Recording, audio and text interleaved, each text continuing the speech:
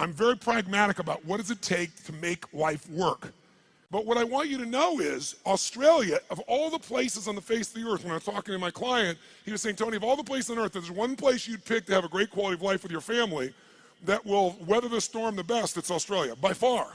You guys are in the best place on earth to make it through this situation and take advantage of it. But the real secret is, whether you suffer or whether you succeed is not going to be based on the season. Some people freeze to death in the middle of the winter. Other people ski and snowboard. It really comes down to what are you going to do? So as I was coming here, I was thinking, what can I do to show you how to take advantage of the season? What can I do to show you how you can absolutely, doesn't matter what the season is a bad season financially a good or bad time to start a business? Tell me, which one? When the economy is toughest, is it a good or bad time to start a business? You tell me. Which one? You go, well, of course, that's what he expects me to say is good. But it's the truth. If you look at the Fortune 1000 companies around the world, 65% of them were started in a depression or a recession. The reason is they were started with somebody when all the competition was freaking out. Somebody could start, like Apple Computers, in the middle of a recession with selling their Volkswagen bus and coming out with some ideas because everybody else was scared and wasn't willing to do whatever it took. Disney started in the Depression. Right? Fortune magazine started in a depression. How are you going to build your fortune in the middle of a depression? It's why they're one of the strongest companies in the magazine business, and a business that's pretty horrible for most people. If you look at Microsoft, it was a recession. You look at the best and most powerful companies, it's because they understood something that's really critical, and that is, don't ask it be easier, ask and make yourself better. If you get strong during the tough time, you'll dominate for the rest of your life. What I think would be useful is maybe walk you through a tool that I've got that I've developed over the years to turn companies around. And the fundamental tool is there are areas of your business, every one of you in this room, no matter what your business is, if you're in business, you're probably doing something well. How many got some area of your business you're proud of, whether it be marketing or sales or the product or the service? How many got an area you're proud of? Say I. How many got an area you're less than proud of? Say I. The challenge is, where does our energy go? To the areas we feel most skilled and powerful in, or least skilled and least powerful in? Which one? No, our energy tends to go to the areas we feel most powerful. We do what makes us feel good. We do what we feel competent in, not what we feel incompetent in. And business is complex. It doesn't have to be, but it is. So I thought maybe there'd be a format I could give you today is, let's walk through what the business environment's really like right now, and then let's see if we can walk through what are the areas that if you were just to do this, if I never saw you again, and my goal is to see you again, my goal is to add enough value, go, okay, this is no brainer. I'm gonna take 4 days when Tony comes back, I'm gonna go in this experience and be immersed and grow my business 30 to 100%. But if I don't, here's what I want you to do, or if you don't. I'm gonna cover 7 areas that are what I call the 7 forces of your business. Each force has a forceful impact on your level of success or failure, profitability, etc. There's some areas I bet you're doing good in. Some areas you could do better in. Some areas you're very weak in. The problem is, a chain is only as strong as its weakest what? And in business, so many businesses go through challenges because those weak links are the ones that destroy you, not your strengths. It's true around the world, but actually Australian business is interesting, a little bit more intense than even business in the US in one category. What percentage of Australian businesses are still alive 5 years after they start? Who knows? What percentage of Australian businesses are still alive 5 years after they start? I'll give you a clue. 90% of all Australian businesses are gone in the first 5 years. If you and I are going to really make this thing work, it's that we got to look and say, okay, why do they fail? Why do so many businesses fail? Why is it? I mean, good-intentioned people, smart people, strong people, and yet they still fail. And many of them had good products, good services. They had great advantages when they start. They may have been successful for 3 or 4 or 5 years or even 10 years, and now they're gone. I will tell you what I've seen in my life, and I've had the privilege now of working around the world with 50 million people through my books and tapes and audio and video programs, but I've worked with 4 million people, 4 million from 100 different countries. over the last 34 years. I can clearly tell you there's patterns you don't miss when you've been with that many people and that many businesses. And the one pattern I can tell you above anything else is most businesses fail because they fail to anticipate what's coming. Write that down. Write down, anticipation is the ultimate power. If you fail to anticipate, no matter how smart you are, you're going to end up reacting and your business will pay the price. And the price in the sport we're in is death of the business, just like a gladiator. Now, what do I mean by this? Maybe I can show you what I mean by giving you an example that more people could relate to. I want you to sit up in your chair with some energy. So I know you're in it. Sit up in your chair with some energy. Make sure the person next to you's got some energy. And I want you to yell out, I, if this describes an experience you really have. And I want you to be honest. If it doesn't describe an experience you have, don't say anything. But if it describes an experience you have, I want you to raise your hand and go, I, all right? So here's my question. How many of you in this room have ever experienced the total and complete humiliation that comes when you play a video game against a child? How many have had this experience? Say I! How many have had this happen more than once? Say I! Who always wins when you play a video game against a child? Who? The child. Why? Is it because they're smarter, quicker, faster? In fact, don't even tell me why. Think about how the process occurs. First of all, you don't play many video games, so you're smart. You don't offer to be a part of this game. It usually occurs because one of your children, or you maybe you're an aunt or an uncle to someone, or a friend, and they say to you at Christmas time, Auntie, Unc, somebody, Mom, Dad, play this game with me. And you say, no, I don't play those games. You go enjoy it. I'm no good at it. And they go, no, it's really easy. Let me show you. And they hand you this little gun. They go, just choon, choon, choon, choon, choon, bam, bam, bam. You just shoot guys just like that. It's so easy. And they go, come on, do this with me. And finally, you acquiesce. And then what happens? You should know you're being set up when they say, you go first. And what happens? You pick up that gun, and these aliens come at you, choom, choom, choom, and you're dead usually in about 3.8 seconds. Now the child takes the gun. What happens?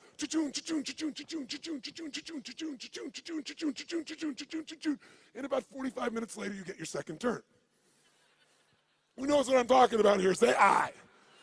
Now you're pissed, right? You're like getting competitive. I'm not getting shot in 3 seconds. So now you're really focused, and you get shot in the back, and you're dead in 2 seconds.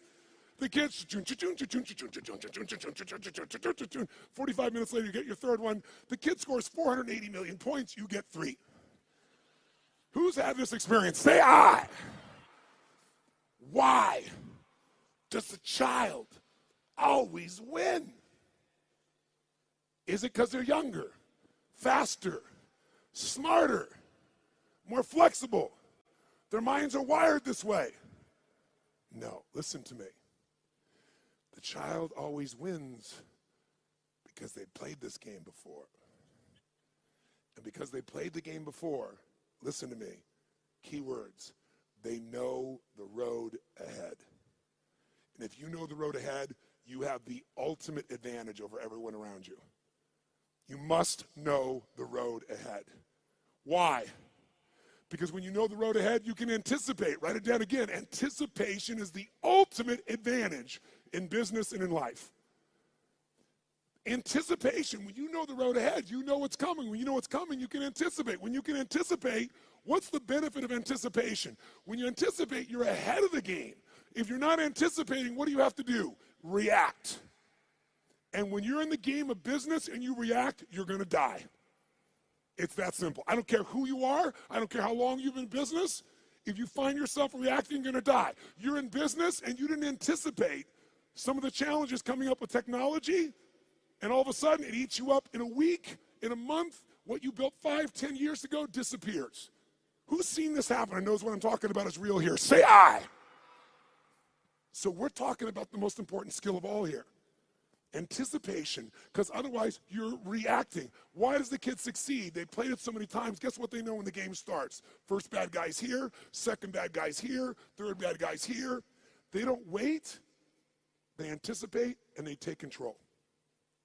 If there's one gift you could give yourself, It's to know this. Write this down if you would. The biggest chokehold in any business,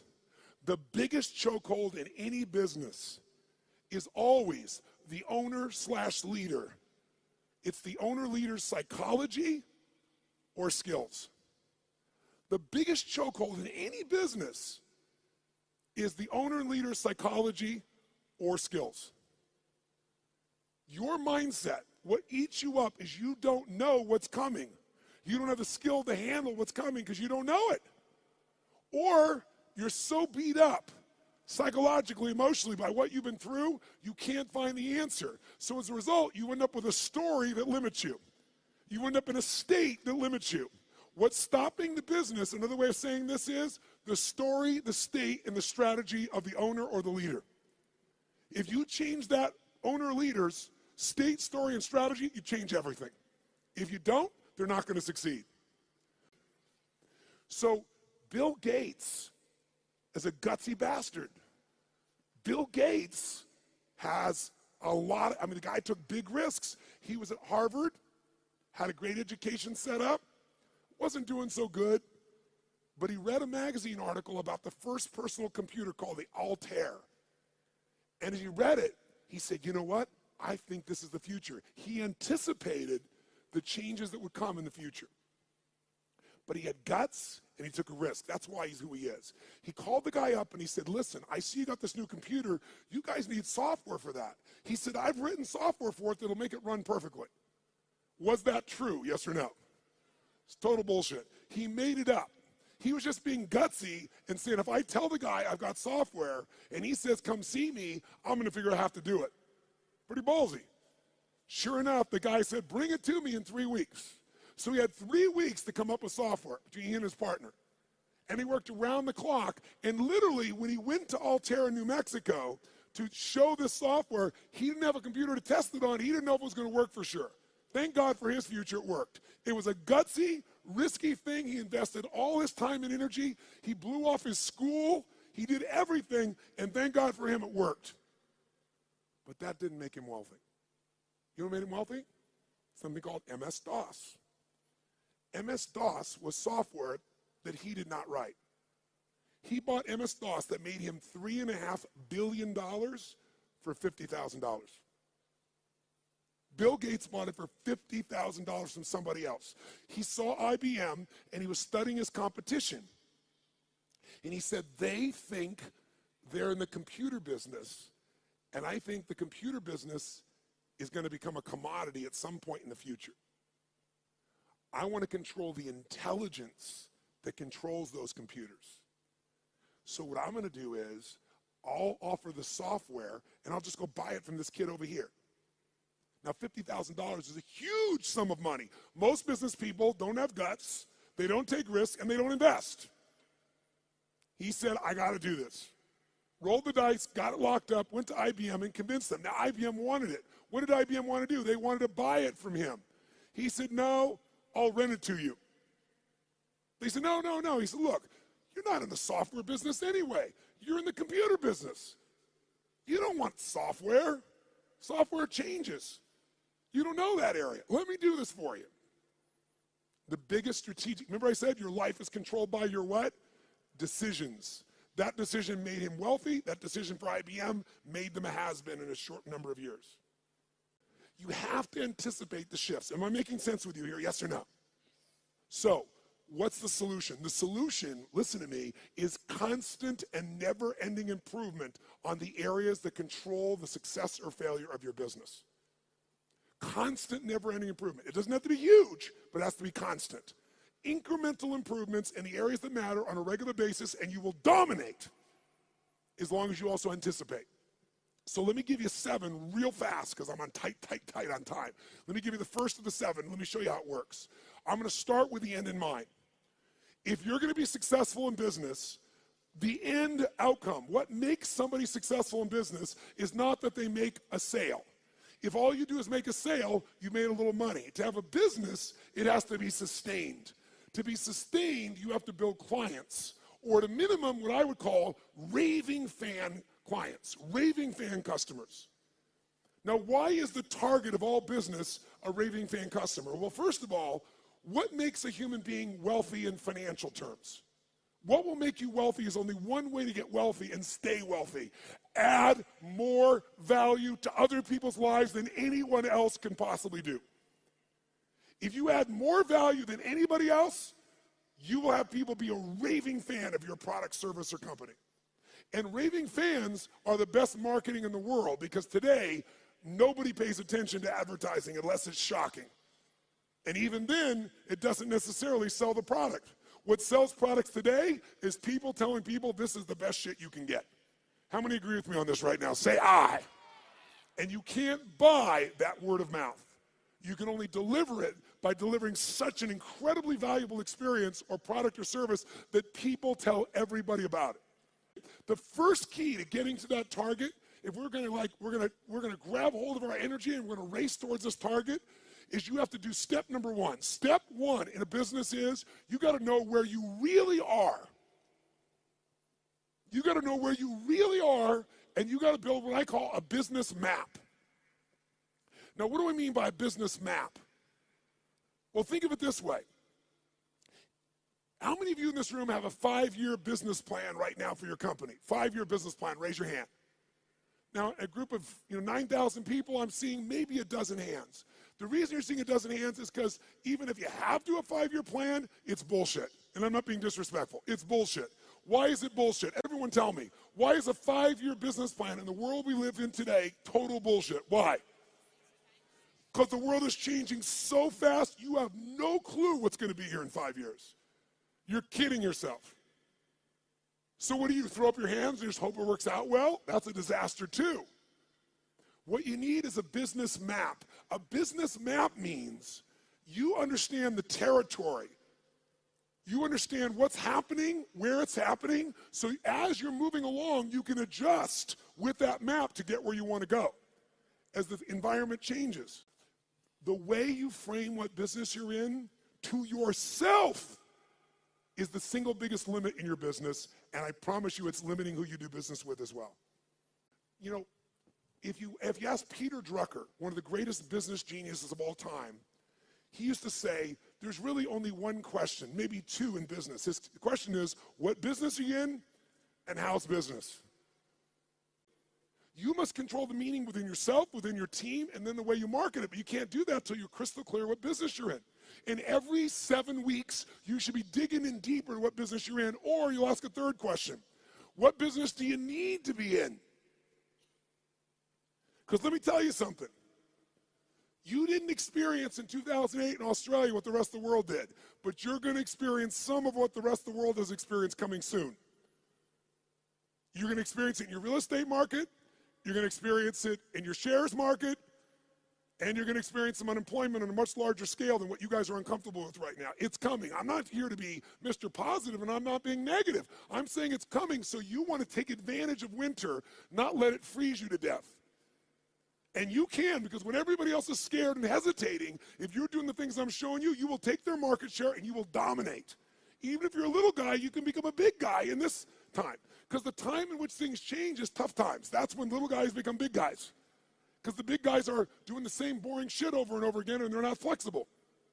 But I got to tell you something. In order to succeed in your business, you got to fall in love with your clients and not with your products and services. But here's the other question. What stage of the life cycle of a business are you in? Listen to me. This understanding is the most important understanding of all, and I can't give it to you all here. I take a day on this. When I say I give people $1 million guarantee, the reason I'm giving that $1 million guarantee and no one ever takes me up on it, I think 2 times in 3 years someone's taken me up on it. And when they did, I've been glad because I didn't want a stupid person in my seminar. I was like, if you can't see this is going to save you $1 million and make you $1 million, you shouldn't be in here, right? I'm happy to refund your money. Is this material. And this material is understanding the life stage of the business. See, businesses have life cycles just like humans do. So watch this for a second. Which can get into more trouble, an infant or a toddler? Quick, nice and loud. Which one? Nice and loud. Which one? Why? Because the toddler's more mobile. They can go, what does this rock taste like? Right? Which one could get more in trouble, a toddler or a teenager? That's right. Tell me, if you give your car to a teenager and you say, drive it never above the speed limit, what can you promise and guarantee they're going to do? Are they going to speed, yes or no? And the worst thing that can happen is they get away with it. Let me explain what I mean. Businesses have stages of development. What did I tell you was the most important thing to business? The power of anticipation. What if there was a way to know in advance what problems you were going to have in your business before they happened? You knew exactly what they were, how they were going to happen, and what to do to prevent them right now, no matter what stage you're in. How many think that'd be worth its weight in gold? Raise your right hand and say, aye. That's what happens when you understand the stage. Let's go to number 2. The second key force of business you got to be working on is constant strategic innovation. Now, what the hell does that mean? Sounds so complex. Strategic innovation. Notice I didn't just say innovate. You can innovate, and it may not make a difference. And innovation takes time, energy, and money. It's got to be innovation the customer cares about. Let's go back to Peter Drucker for a moment. Peter Drucker has always said that the core of all business is only 2 things. If a business is successful, these 2 things are its core: innovation and marketing. Everybody else in your company is employed by the people who innovate and market for your company. Because without them, there is no company. Now, what does innovation mean? It means finding a way to meet people's what? Needs. It means finding a way to add more what? Than anybody else is adding. But listen to me. And maybe this will help you understand innovation in a different way. People say, but I am meeting their needs, and my customers are really happy, so why innovate? Because it's called innovate or die in the world we live in. Let me explain why. How often does Apple Computer, even though they're the best, find a way to innovate again? How often can you count on it? Is it consistent, yes or no? Every year, sometimes multiple times in a year. Isn't it true? That's why they're number 1. So what you have to do is you can't just meet your needs. You got to meet their needs in a new way. Meet the needs even more. Add more value, but do it in a new way. That's how you have raving fan clients. It's not enough to meet their needs. It's not enough to add more value. Got to do it in new ways all the time. It makes it sexy. It makes it mysterious. It makes it interesting. It makes them want to engage you. It gets them to tell everybody else about the new thing you're doing. Okay? Now, let's go to number 3 real fast. I'm going to have to kick this in gear to catch up. So number 3 is, if you, what was it that we said Drucker said? All business is 2 things, innovation and what? Come on, guys, innovation and marketing. Answer this question for me. Does the best product or service always win? Yes or no? Nice and loud, yes or no? Which company always wins? McDonald's? Where are they?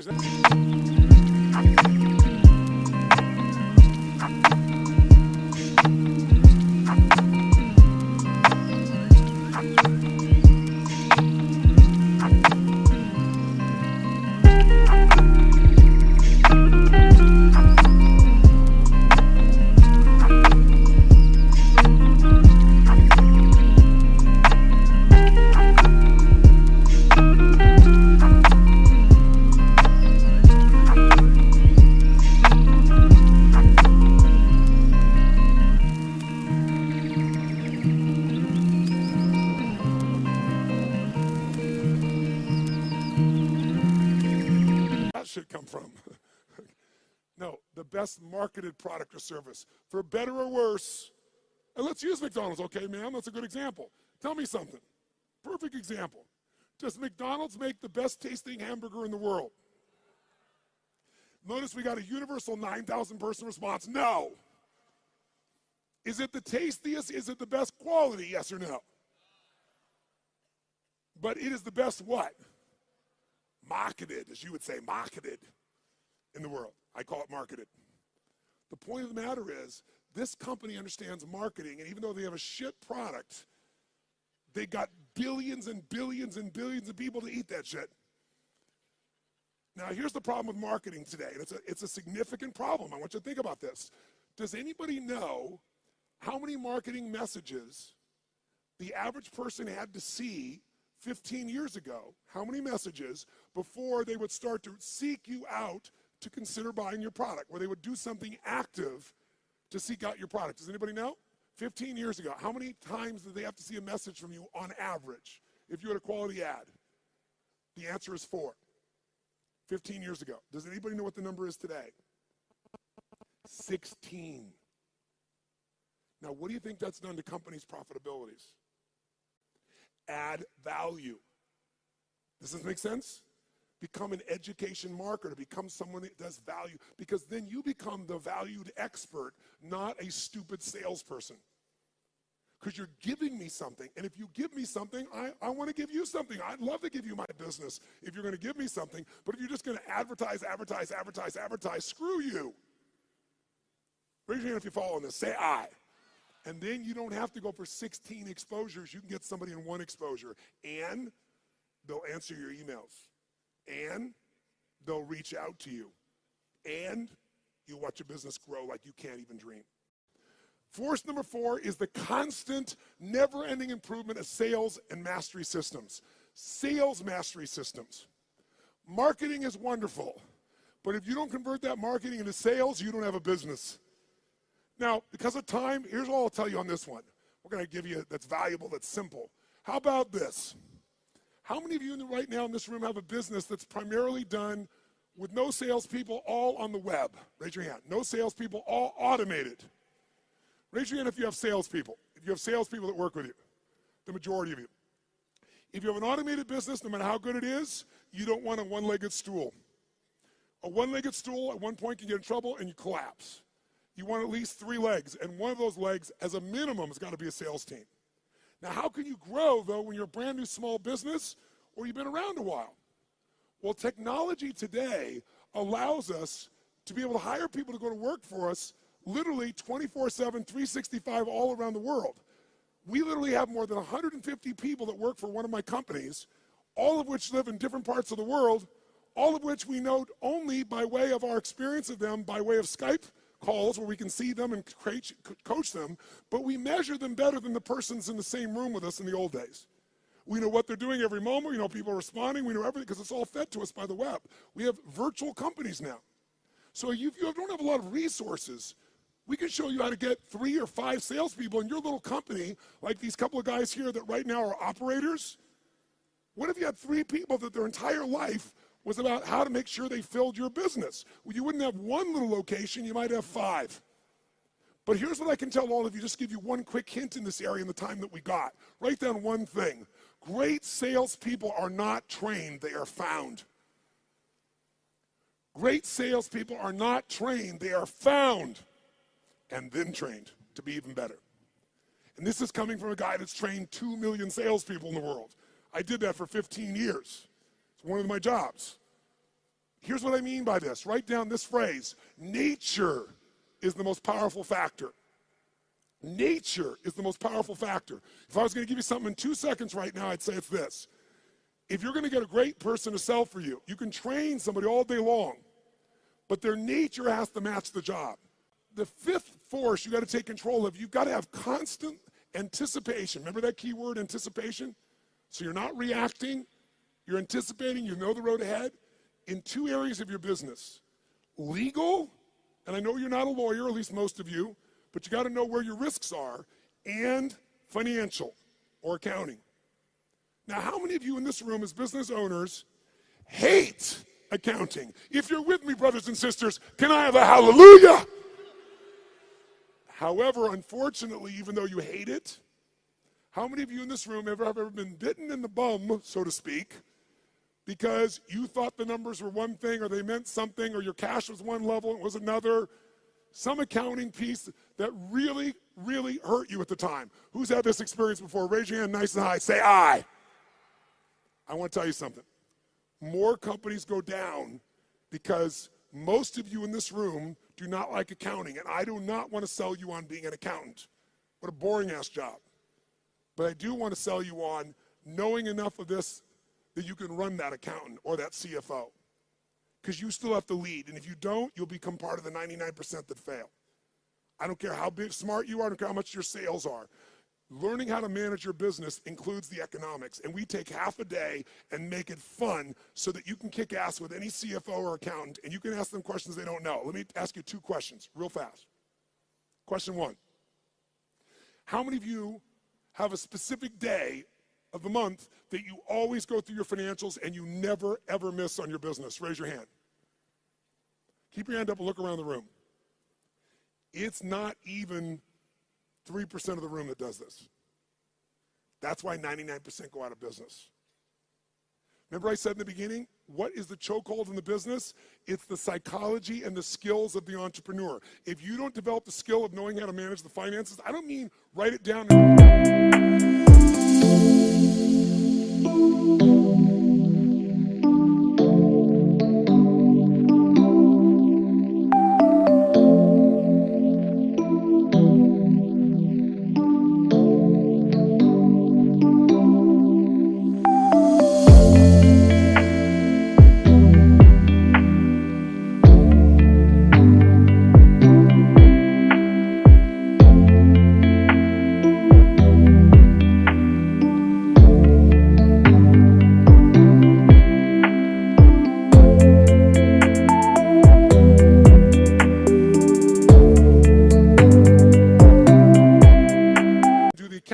I mean, know how to read that and use that information as intelligence to guide yourself, you're going to be in trouble. In business, nobody gets a special license. You can go out there and know nothing about numbers except what you think you know, and that's why you go out of business. This is a skill. If you don't get it from me, you better go get it now.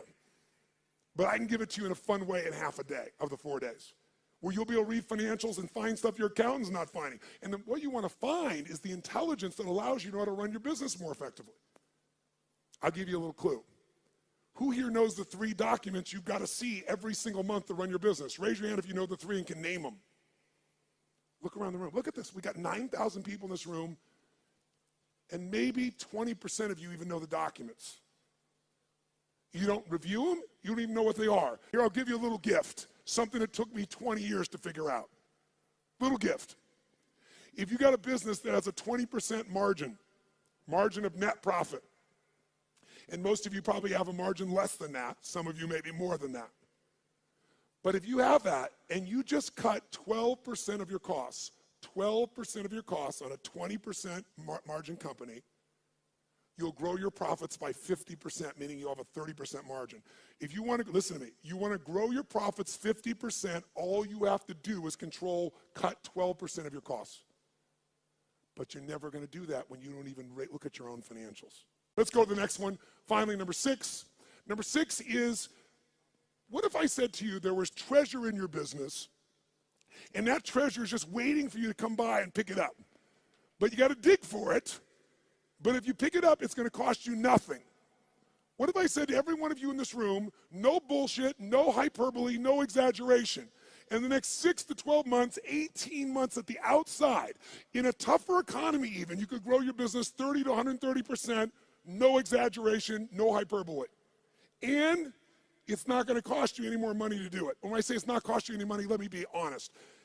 You might find by spending $5,000, you could make $150,000. Or by spending 10, you could make $500,000. So to me, that's not spending money. How many follow what I'm talking about here? Say aye.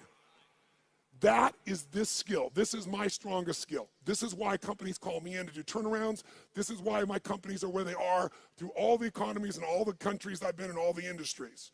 You have to learn the skill of optimization and maximization. That's this point. You have to learn to optimize and maximize your business on an ongoing basis. Now, what does that mean? It means figuring out how to do what you're already doing, where you get a geometric result from a bunch of small changes. Small changes that accumulate to create a geometric change. But you gotta master this. Go home and figure this out by itself if you want to, and you can start making progress right away.